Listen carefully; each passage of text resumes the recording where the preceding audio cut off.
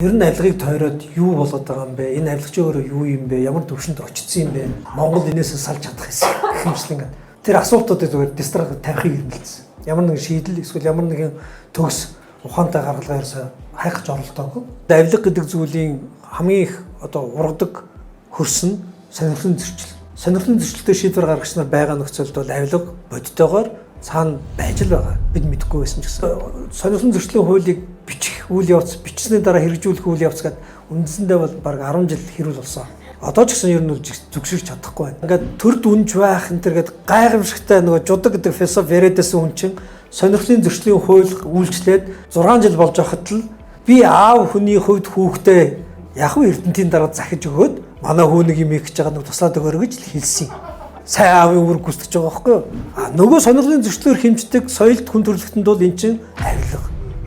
Хууль зүйн сайд нь эрдэнтийн төрийн өмчит компани захирлуу утастаад миний хүүхд очиж байгаа юм чи асуудлыг дэмжиж өгөөрэй гэдэг бол юу? Гэмтэрэг байхгүй юу? Гэтэл тэр хүмүүсийн хувьд бол гэмтэрэг гэж юус ойлгохгүй. Юу яриад байгаа юм чинь аав хүн хүүхдтэй тусалж шít.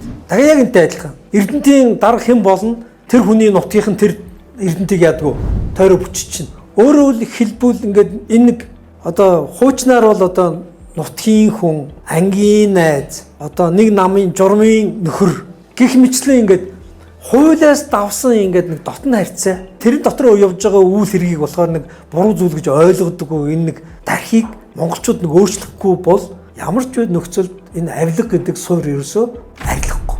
Та бүхэн ингээд зүгээр анзаараад үзээрэй. Төрийн ямар нэгэн байгууллага руу очихдоо бид энэ байгууллага ямар ч үүрэгтэй, надад ямар үйлчлэл үзүүлэх ёстой, хууль юу гэж байгаа вэ гэж харахаас илүүтэйгээр энэ байгууллагын дарга хэн блэ? Би таньдаг үлээ, манай нутаг үлээ, эсвэл аль нам блэ? Дандаа ийм сувгаараа дандаа хэрэгцээг хангах гэж оролддог, харилцаагаа үүсгэх гэж төлөвлөдөг.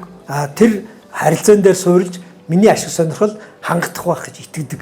За ийм соёлыг бид өөрчлөхгүй бол өнөөдөр энд ярьж байгаа авилга ерөөс өөрчлөгдөв. Энэ соёл, энэ ухамсар, энэ хэл биднээс ярьж байгаа. Энэ гурван зүйл бол монголчуудыг ер нь бол авилгад ээлтэй үндэстэн гэж хэлэгдэх үе цэмжинд биднээс идсэн юм байл. Тэгээ энэ судалгаа би баг 20 жилийн өмнө хийжсэн.